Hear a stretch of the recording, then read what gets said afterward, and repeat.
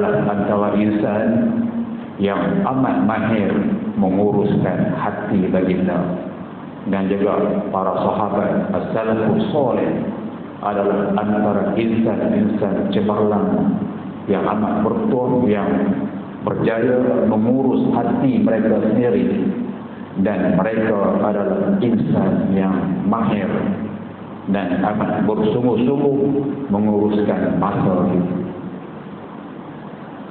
Dalam kitab Hifdzul Qawm, Ibn Jawzi menjelaskan bahawa inna min a'addil asya' lil insan syai'ani qalbuhu wa waqtuhu. Antara dua perkara yang amat susah manusia nak jaga ada dua benda kata dia. Pertama qalbuhu, yang kedua waktuhu, hatinya dan masanya. Idza ahmala qalbahu wa dhayya'a waqtahu fada'anhu khairun katsir.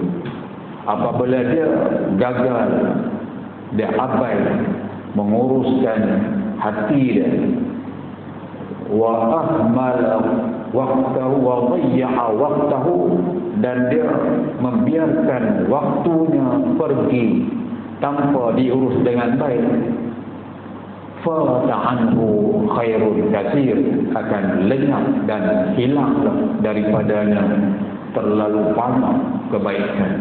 Betul-betul dua benda ni tak pernah lekang dengan kita.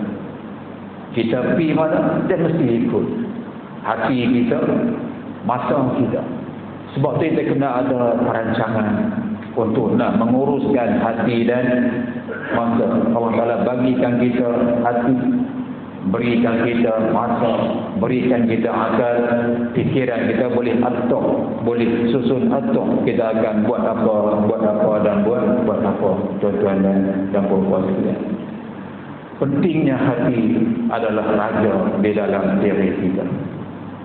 Hati adalah raja, dan segala anggota zahir kita adalah rakyat dalam sebuah negara. Kalau raja itu betul, rakyat akan cakap benar yang betul.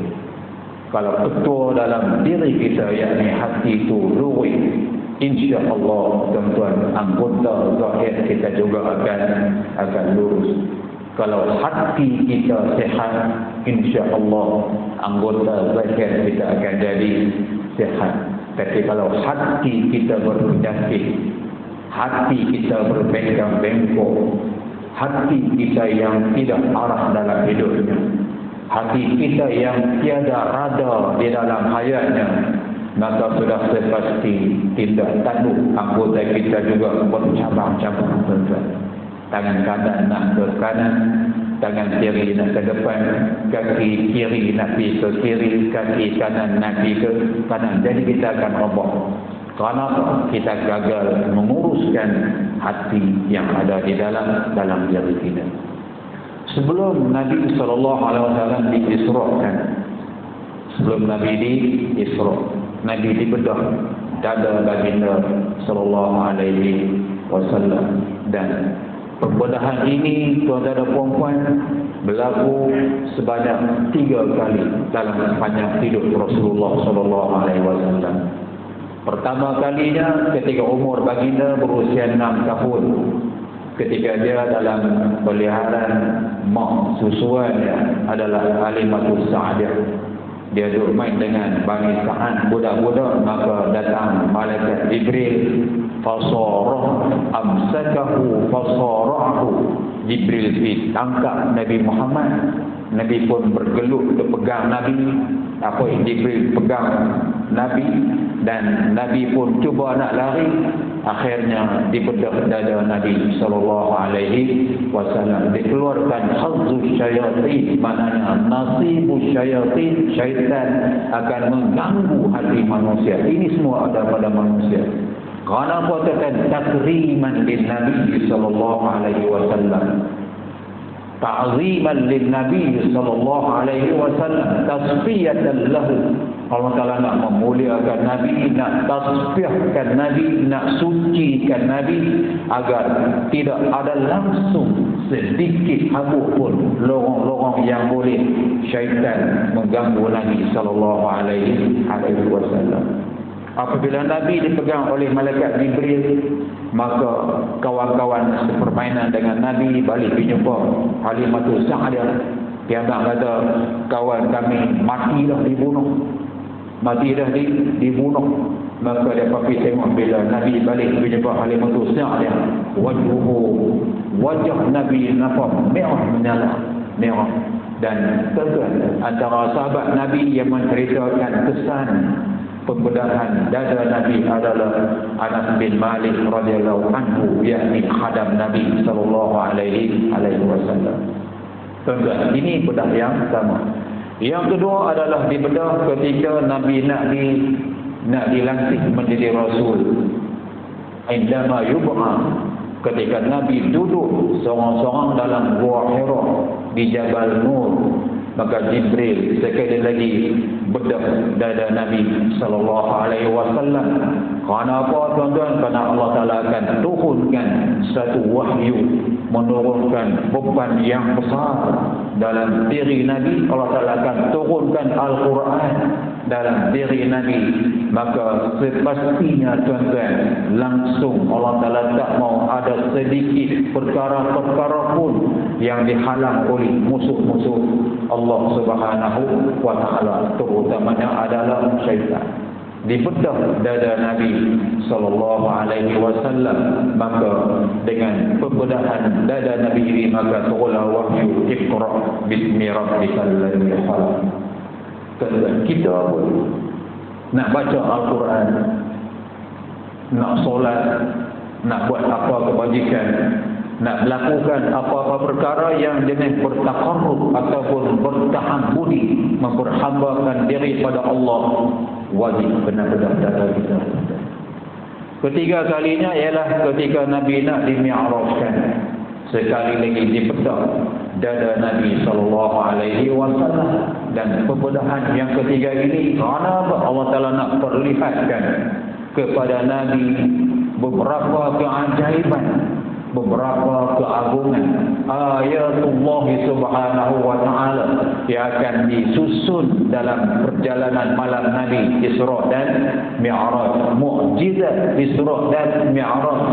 Nabi akan melalui berbagai-bagai tempat dalam checkpoint yang banyak, bukan hanya dalam perjalanan dunia, tetapi naik ke langit bertemu dengan Allah Subhanahu wa Ta'ala. Sudah sepastinya, tuan-tuan, kalau jalan dalam hati dia akan kokoh.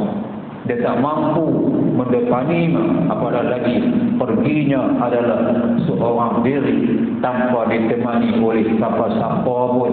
Maka dibedah dada Nabi sallallahu alaihi wasallam agar Nabi cukup kuat, cukup mantap, langsung tidak ada ruang untuk ditembusi gangguan-gangguan makhluk-makhluk jahat, iblis, jin dan bagai-bagai yang ada dalam perjalanan Nabi sallallahu alaihi wasallam.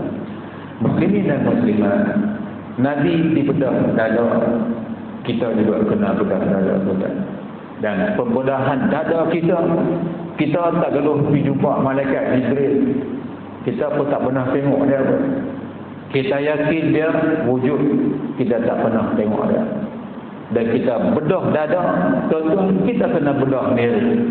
Dan tak sampai kisah, kita ada proses at-takhliyah, at-takhalli wa at-takhalli. At-takhalli artinya kita cuba genggam, kita tarik, kita hentak keluar, kita cabut keluar segala perkara-perkara yang kotor, segala perkara-perkara yang jijik, segala perkara-perkara yang najis hati, yang melekat di dalam dinding-dinding hati kita, kita genggam, kita lempar dan kita isikan dengan at-tahalli, meletakkan dalam sarang dada kita dengan sifat-sifat yang baik. Pembedahan ini wajib selalu, tuan-tuan. Sebab kita ada tauhid, kita ada syariat, kita ada akhlak ataupun tasawuf. Tasawuf adalah penyucian batin, penyucian hati. Bagaimana mungkin kita nak bersihkan jari jemari kita sedangkan hati kita kotor? Bagaimana mungkin kita akan bersihkan pakaian kita sedangkan hati kita kotor? Bagaimana mungkin kita nak bersihkan tutur bicara kita sedangkan hati kita adalah kotor, injil kita kotor? Kita akan jalan bermasalah dan jadi at-takhalli wa at-tahalli. Saya dah sebut selalu bahawa kalau kita nak buat satu penerokaan, nak buat tanam di mana-mana hutan rembang, proses pertama selepas kita kenal pasti tanah hak milik, kita tahu sepadannya, kita akan mula pembersihan kawasan. Tak akan ada siapa-siapa pun pergi tanam pokok-pokok tanaman dalam hutan berbelantara. Dia pergi tanam dulu pokok musang king, pokok apa mana bama berdusun banyak anak-anak. Dan saya pun rasa minggu lepas dia pantak main tuan-tuan lalu dia buat temikai, rupanya buat temikai Langkawi ni mana. Kita kawan abang lain pun bibuh benih temikai dalam hutan, elok tumbuh temikai, buah baja kita semua ayat sikit, kita ambil bulldozer pergi tolak pun bersih. Ada tuan-tuan? Tak ada. Sebab tu proses pertamanya tuan-tuan at-takhalli. Saya tak mau sebut benda jahat, kita semua tahu tuan-tuan. Yang tak elok maknanya apa perkara benda yang kita tak suka, yang itulah orang tak suka tuan-tuan. Kita cepat tarik dulu. Kita buang sifat-sifat kotor, kita isi dengan benar-benar yang baik. Sebab tu Allah Ta'ala menceritakan tentang Nabi Ibrahim. Yawma la yanfa'u malun wala banun illa man atallaha biqalbin salim. Nabi Ibrahim minta kepada Allah Subhanahu wa Ta'ala anugerahkan kat dia agar dia ni disebut sampai orang-orang akhir umur pun. Sebab dia ada selawat Ibrahimiyah di dalam tasyahud akhir, kita ada selawat untuk Nabi Ibrahim, disebut sebutan yang baik-baik. Nabi Ibrahim minta kan Allah. Dan jangan hina Nabi, jangan hina aku, kata Nabi Ibrahim. Bila ni yauma la yanfa'u malun wala banun, hari yang langsung tidak berfungsi harta dan anak pinak. Tak ada value, tak ada nilai tuan-tuan. Kita meletih banyak perkara di dunia kerana harta. Kita meletihkan diri, rela meletihkan diri di dunia kerana anak pinak, cucu cicit. Tapi silap-silap malun wa banun la yanfa'una, harta dan anak pinak tidak akan memberi, tidak membantu kita. Illa man atallaha biqalbin salim, kecuali mereka-mereka yang kembali menemui Allah biqalbin salim, dengan hati yang sehat, hati yang sejahtera, hati yang putih melepak, hati yang jernih. Hati yang jernih, putih, melepak ini tuan-tuan, hati yang dibersihkan, dan pembersihannya bukan bersahaja tapi dengan mujahadah, dibersihkan oleh empunya hati, yakni kita yang kita mohon kepada Allah Subhanahu wa Ta'ala. Al-Mufassirun mentafsirkan bahawa qalbun salim, pembersihan hati ini ada 3 perkara. Pertama, minasyirik, daripada syirik kepada Allah. Imma syirik jali, na'udzubillah, ataupun syirik khafi. Kedua jenis syirik ini merosakkan kita. Syirik jali, syirik yang terang-terang, boleh merosakkan akidah kita, boleh menyebabkan kita murtad. Dan yang kedua, syirik khafi, akan merosakkan ibadah kita. Ya, kita tak murtad, kita tak keluar daripada agama, tapi ibadat kita jadi sia-sia. Kerana syirik khafi yang merayap di dalam hati kita boleh menyebabkan ilmu yang kita sampai sia-sia. Kerana syirik khafi yang subur dalam diri kita boleh menyebabkan sembahyang kita, rukuk kita, sujud kita menjadi sia-sia.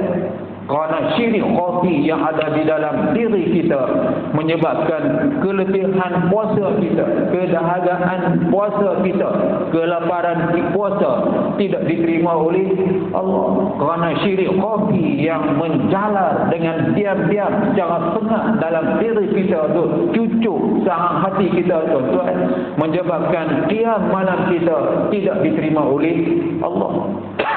Asyirk, salimul qalbi minasyirk, bersihkan hati daripada segala jenis syirik jali dan syirik khafi. Itu satu.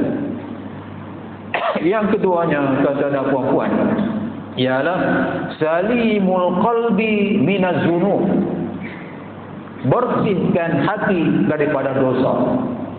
Dosa ini, tuan-tuan, dia akan cucuk melalui luang pintu nafsu. Dan pintu-pintu nafsu ini dia akan menyucuk masuk mai ke sarang hati. Dia proses di akal. Dia akan hantar channel macam-macam, tuan-tuan. Dia cucuk nafsu kita masuk dalam sarang hati, dia hantar pergi ke akal. Apabila nafsu memperbudakan akal fikiran kita, maka keseluruhan akal kita digunakan nafsu untuk menghalalkan benda-benda yang jahat.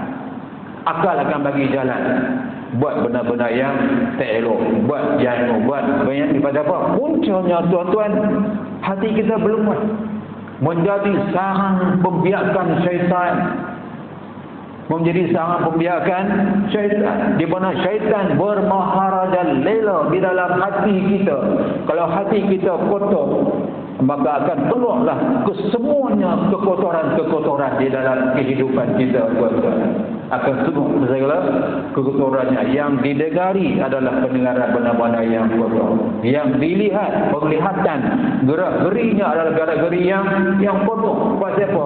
Hati kita tak bersihkan. Pasal apa? Dosa, tuan-tuan dan puan-puan. Yang ketiga, pembersihan salimul qalbi minal awsafi al-mazmumah, membersihkan hati kita daripada sifat-sifat jijik, sifat-sifat kotor. Kita semua tahu takabur hina, sombong hina, mengumpat hina, mencela hina. Kesemua sifat-sifat mazmumah tu jijik, tak ada siapa suka. Dan kita tahu benda tu elok, kita jangan biarkan dia masuk, melintas pun jangan, apatah lagi berkembang, bersarang, membiak di dalam sarang hati kita, tuan-tuan. Kalau hati kita berjaya dibersihkan dengan akidah yang betul, tidak ada dosa yang tertampal di hati kita, dan tidak ada akar-akar dosa, tidak ada akar-akar sifat-sifat kotor yang menjalar di dalam hati kita, insya-Allah kita akan masuk kebahagiaan. Sebab tu hati ini kuat, tuan-tuan. Hati kuat. Sayyidina Ali radhiyallahu anhu kata, yang paling kuat antara batu dengan besi kepada tuan-tuan. Dia kata yang paling kuat kalau berbanding batu dengan besi adalah besi lebih kuat daripada batu.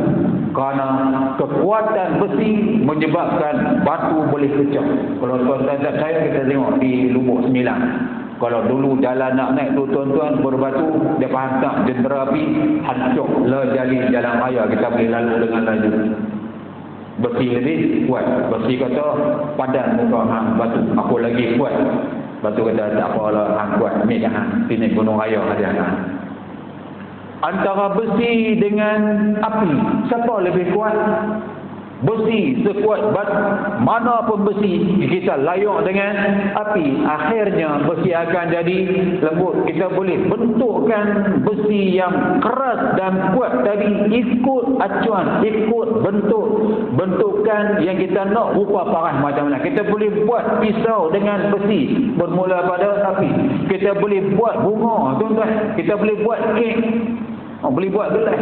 Kita boleh buat bermacam-macam acuan. Kerana apa? Kita buh api, kita layakkan besi dengan api. Api kuat ada, tuan-tuan, kuat, tetapi api akan kalah dengan air. Sebab kita ada bomba. Api, tuan-tuan, mengganas, api membakar. Tuan-tuan, yang memandang mana pun kita akan sejukkan api dengan air. Air kuasa hebat tak? Hebat. Tapi air, tuan-tuan, tak mampu bergerak kecuali dengan angin. Kita ada laut tu di pantai. Laut. Kalau tak ada angin, laut tak bergelora. Kalau anginnya kencang, ribut betul Rahman. Bahawa tak laut berlenang, apa lenang nak tampar lenang. Dia duduk darat tanah tahu mengaji sini, duduk lenang macam-macam. Baik. Bila angin tu kuat, maka ombak akan kuat, maka akan berkocoklah laut. Maka angin lebih kuat, dan angin ini tuan-tuan akan duduk di dalam nafas kita, nafas. Tetapi yang paling kuat dalam diri itu tuan-tuan adalah hati. Kerana kita ada nafas, kita ada nyawa, boleh menggerakkan jasad kita. Tuan-tuan dan puan-puan, kalau kita tak ada hati, tak boleh puas. Sebab tu kalau hati kita tak ada, kita sedih misalnya, sedih yang menyerang hati kita, kita tak hibur, kita tak seronok, kita tak berasa tasliah, kita tak berasa riang, kita tak berasa. Kita boleh tuan-tuan seronoklah seseronok yang mungkin, dengan syarat keseronokan kamu langsung tidak tercalar dengan apa-apa dosa. Seronoklah tuan-tuan, seronok dengan kawan rakan, seronok dengan anak isteri, seronok dengan cucu cicit, seronoklah. Tetapi jangan sampai keseronokan kita melalaikan kita. Jangan sampai seronok kita melakukan dosa. Sebab tu yang paling kuat daripada besi, batu, angin dan lain-lain adalah hati. Bila kita berasa sedih, kita boleh buat tuan-tuan. Kita boleh buat sedih, tak boleh buat. Sebab tu kata as-salafus salih, kesedihan ini adalah satu sifat yang amat disukai oleh syaitan agar ianya menjadi sahabat peneman tetap dalam hati orang mukmin. Kita kena lawan. Jangan bagi rasa sedikit pun kesedihan. Kita sebut bahawa aku hidup bukan untuk sedih, aku hidup untuk gembira. Sedikit kegembiraan yang kita nikmati di dunia, tuan-tuan, kita akan hantar jauh signal kita bahawa kalaulah di dunia aku seronok terani sebesar kelintin seronok, aku lebih yakin bahawa keseronokan dalam syurga lebih jauh besar disediakan oleh Allah. Kita nak macam tu, tuan-tuan. Sebab tu banyak destinasi keseronokan.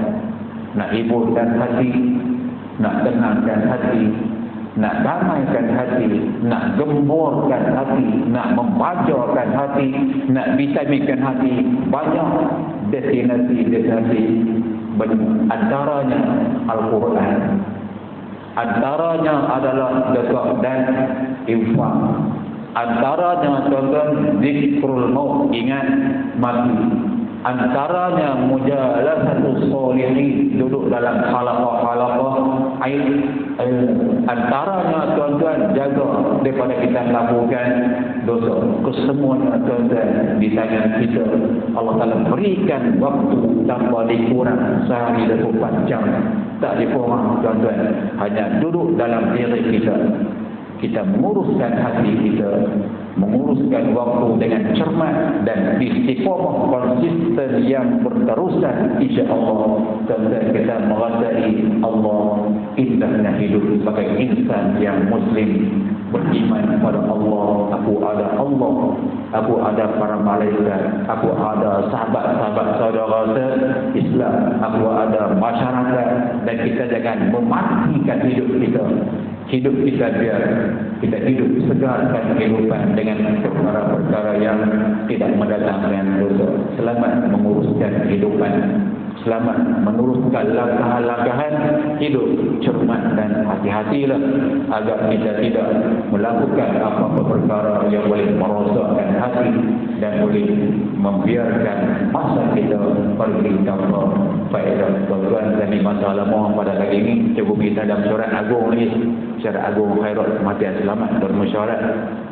Syarat agung mati, syarat agung khairat mati itu kena ingat mati. Baik, kita jumpa lagi dalam kesempatan. Terima kasih Pak Man. jemput saya. Tuan-tuan dan puan-puan, subhanallah wa bihamdik, asyhadu an la ilaha illa anta, nastaghfiruka wa natubu ilaik. Bismillahirrahmanirrahim. Wal 'asri innal insana lafi khusr illa alladziina aamanu wa 'amilus shalihaati wa tawassaw bil haqqi wa tawassaw bis sabr. Sekian, wassalamu alaikum warahmatullahi wabarakatuh.